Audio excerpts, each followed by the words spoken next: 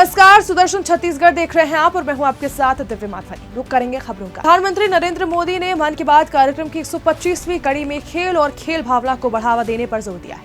उन्होंने नारा दिया है कि जो खेलता है वो खिलाता है। ऐसे में प्रधानमंत्री ने जम्मू कश्मीर की 2 विशेष उपलब्धियों का भी उल्लेख किया है। पहली पुलवामा में आयोजित डे नाइट क्रिकेट मैच है, जिसमें रिकॉर्ड संख्या में लोग जुटे हैं। श्री मोदी ने कहा है कि पहले ऐसा सोचना भी मुश्किल था, लेकिन अब देश बदल रहा है और खेलों को लेकर उत्साह भी लोगों में बढ़ चुका है। दूसरी ओर श्रीनगर की डल झील पर आयोजित पहला खेलो इंडिया वाटर स्पोर्ट्स फेस्टिवल, जिसमें पूरे देश से 800 से ज्यादा एथलीट्स ने हिस्सा लिया है। खास बात तो ये रही है कि पुरुषों के साथ साथ महिला एथलीट्स की भागीदारी भी लगभग बराबर है।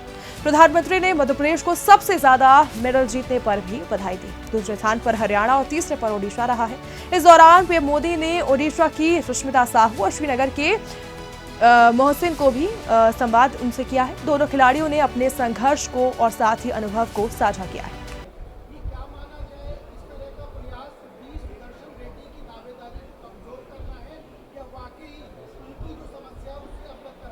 देखिए, विषय विशेष ये है कि जब एक समय और विभिन्न प्रकार के उपाय नक्सली उन्मूलन के किए जा रहे थे, उसमें सलवा जुडूम जैसी अन्य परिस्थितियां भी थी और उस समय आपके द्वारा और उसमें किसी प्रकार से उसको शिथिल करने की भूमिका जो परिलक्षित हुई थी, उस संदर्भ में वहाँ के निवासियों ने, बस्तर जैसे हमारे वनांचल के निवासियों ने इस बात से चिंता दी। सभी जगह संपन्न हो रही है। उसी क्रम में आज छत्तीसगढ़ भारतीय जनता पार्टी के ये बहुत ही महत्वपूर्ण कार्यशाला संपन्न हो रही है। मुख्य विषय ये है कि आज के इस कार्यशाला में हम सबके बीच हमारे राष्ट्रीय महामंत्री सह संगठन आदरणीय शिव प्रकाश जी, हमारे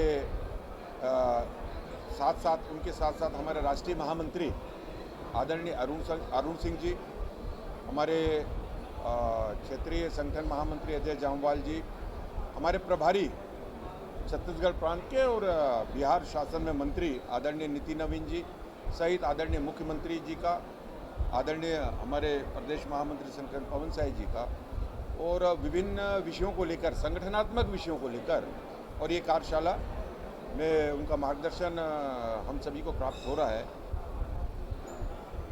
अभी नया गठन हुआ है, हमारे प्रदेश पदाधिकारियों के सभी जिलाध्यक्ष नए हुए हैं, मंडल के अध्यक्ष का गठन हो चुका है और आगामी दिनों में भारतीय जनता पार्टी की जो विशेषता है, हम अपने कार्यक्रमों को अपने कार्यकर्ताओं के माध्यम से, विभिन्न मोर्चा प्रकोष्ठ के माध्यम से किस तरीके से व्यवस्थित रूप से और नीचे तक हम संगठन के कार्यक्रमों को ले जाएं और वर्ष भर भारतीय जनता पार्टी कार्यक्रम करती है संगठनात्मक विषयों को लेकर, और इन कार्यक्रमों को कार्यकर्ता के माध्यम से हमारे बूथ तक की प्राथमिक इकाई है और उन इकाइयों को वो पूरा कार्यक्रम प्रांत से जिले में, जिले से मंडल में और मंडल से बूथ तक, बूथ की इकाई तक, उस सभी विषयों पर मार्गदर्शन स्वरूप आज ये कार्यशाला रखी गई है। इसमें हमारे सभी आदरणीय मंत्रीगण, सभी विधायकगण, सांसदगण, हमारे जिला के नवनियुक्त अध्यक्ष, प्रदेश के पदाधिकारीगण नवनियुक्त, हमारे निवृत्तमान जितने भी जिलाध्यक्ष हैं और इस तरीके से निगम, आयोग, मंडल में, क्योंकि सभी ने मिलकर लगातार वर्षों से भारतीय जनता पार्टी के कार्यों का क्रियान्वयन और उसमें अपनी सहभागिता सुनिश्चित की, अपनी महत्वपूर्ण भूमिका का निर्वहन किया है। इस दृष्टि से आज की कार्यशाला बहुत ही महत्वपूर्ण है और आप देख रहे हैं कि पूरे भारतीय जनता पार्टी प्रदेश के सभी वरिष्ठ नेता, प्रमुख, हमारे कार्यकर्ता सभी उपस्थित हैं। आज हम लोगों का बड़ा सौभाग्य है कि हम सब लोग तूता की इस पावन भूमि में, यहाँ के इस व्यावसायिक परिसर में हमारे देश के यशस्वी प्रधानमंत्री श्री नरेंद्र मोदी जी की मन की बात का 125वां एपिसोड आज सुने और यहाँ भारी संख्या में हमारे तूता के लोग उपस्थित हुए हैं।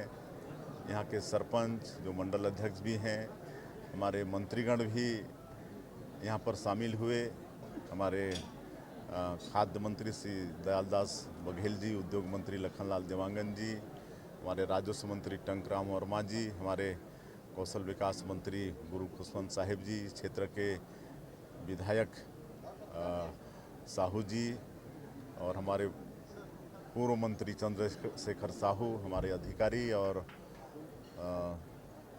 सैकड़ों की संख्या में कार्यकर्ताओं के साथ हम लोग आज प्रधानमंत्री जी की मन की बात सुने।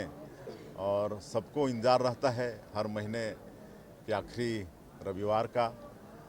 पूरे देश में करोड़ों लोगों को इंतजार रहता है, हम लोगों को भी रहता है। काहे कि इसमें माननीय प्रधानमंत्री जी देश में जो नवाचार लोगों के द्वारा किया जाता है, जो नए नए काम किए जाते हैं, उनको देश के सामने वो रखते हैं, जिससे सबको प्रेरणा मिलती है और बहुत लोगों को कुछ करने की इच्छा भी होती है और बहुत इसका लाभ होता है। आज भी जैसे हमारे उड़ीसा की एक बेटी साहू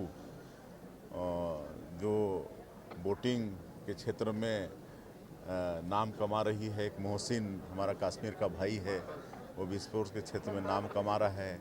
एक देवकी सोलर दीदी जो सोलर पंप लगाकर अपने खेतों में पानी पहुंचाकर अच्छे से खेती कर रही है।